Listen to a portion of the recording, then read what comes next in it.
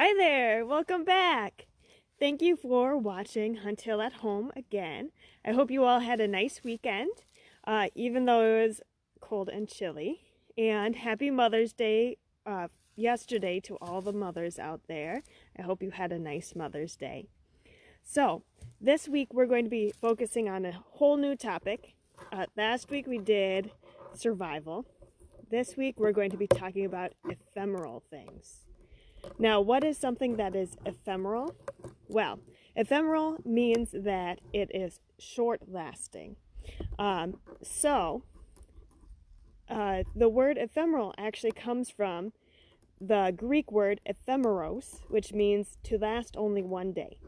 Now, some of these things we're going to look at last more than one day, but generally don't last more than a few weeks, and they can be very, very short time periods, down to one day sometimes.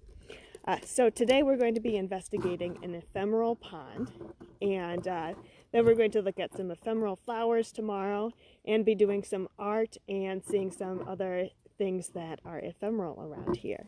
So I hope you join me for the rest of the week. Since today's topic is ponds, we're going to do a pond joke of the day. So, I tried to bring my dog to the duck pond, but the ducks kept on nipping at him. I guess that's what you get for having a purebred dog. The pond we're looking at today is not the duck pond. It is an ephemeral pond, and it is right off the edge of the Red Oak Trail.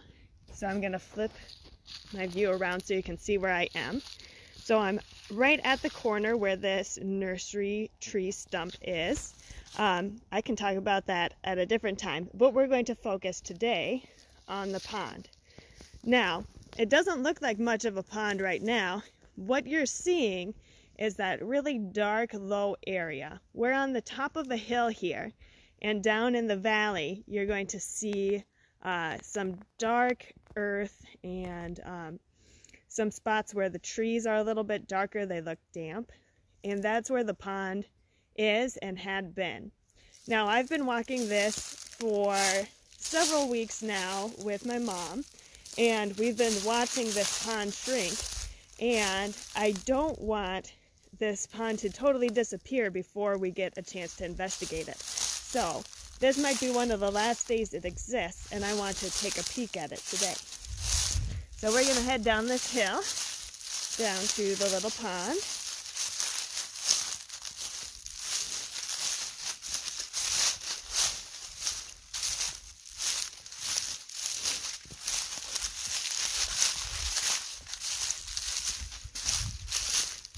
So here we are. Here's our pond. Doesn't look like much of a pond, right? But you can see that before it started to dry out, it went all the way to this green log here, and then it went all the way to that brown log in the edge, and then it kind of made a circle through these trees here. Now it's down to just a muddy spot where there's a few bits of standing water left. Now, even though this doesn't look like much, it is teeming with life. And we're going to take a look to see what sorts of things live in this tiny, tiny pond that we've got here. So, I'll walk right to the edge. This is a good reason to wear my boots today. Here we go. So, once I can get it to not focus on the reflection looks pretty though. Here we go. So you can see there's a whole bunch of little larvae living around here, swimming around. And I'm going to get to another angle so we can see them better. Here we go. So we can see a whole bunch swimming around. Now, some of these are insect larvae. A lot of them are mosquito larvae. And mosquitoes take about 5 days from when they become larvae to when they pupate, which means they turn into a pupa. and then about 2 days in their pupa state before they turn into mosquitoes. Now, I know a lot of you don't like mosquitoes, but they're a really important part of this ecosystem.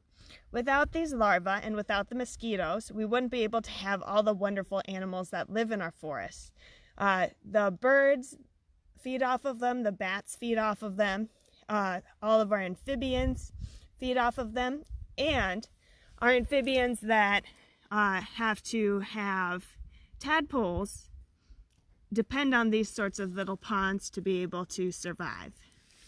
Now, this pond is not big enough for to sustain a tadpole, because tadpoles take about 7 weeks to get to their full stage where they can live out of water, rather than 7 days. So this would dry out too early for a tadpole. But there's also some other creatures in here besides our mosquitoes, and they're really neat, and I just learned about them today, actually. So if we take a really close look right about here, you're going to see a little creature. They can vary in colors. Sometimes they're green, sometimes they're orange, sometimes they're bluish. This one is green, and I'm going to point to it if I can. Right there. Do you see him? He's got a really interesting body. So the green part is what its abdomen area is like. And then the very back here is its tail. So those two little points are its tail. Oop, I flipped them over. Then right along its tail, you'll see kind of a black dot. That's where it will develop eggs. And it's also got eyes in front here. And the greenish part is what I've found out is like legs and gills and appendages all in one. So you can see it's helping it swim, and it's actually swimming upside down. So this is its underbelly that we're seeing. And so it uses them to swim and propel itself around, but then it also uses them to get oxygen out of the water, and it uses them to push food toward its mouth. So they follow a lot of purposes. Now, I just saw something in this pond that is really important that I'm going to see if I can show you without disturbing it too much. It's right over here. It's very well camouflaged because it's covered with some dirt.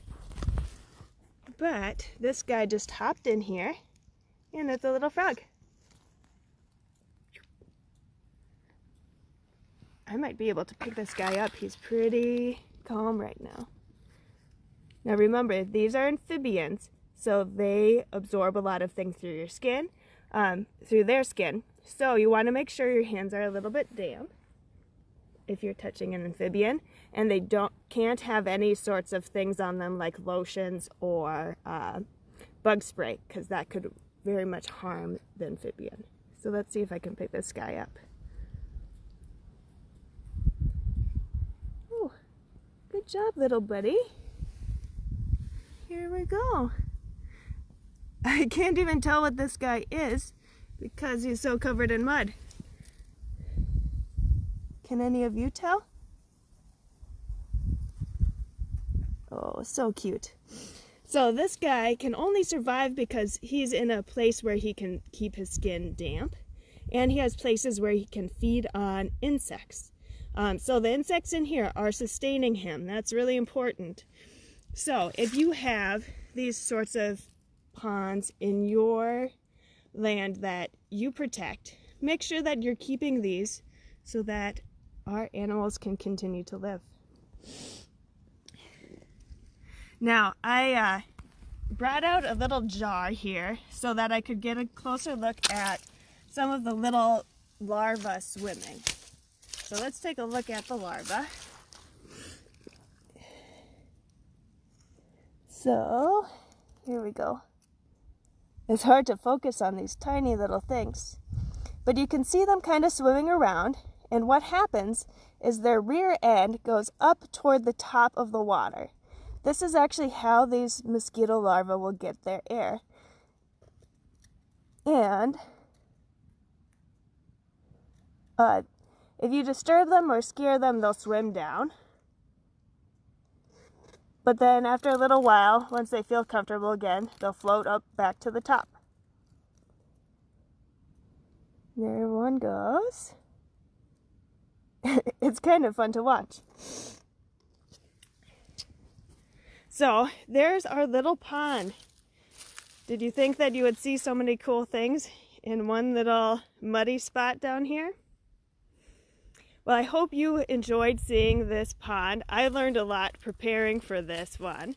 And I hope that you get a chance to explore some ponds around you.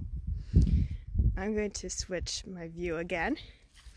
I will see you all tomorrow when we talk about ephemeral flowers. Thanks for watching. Bye.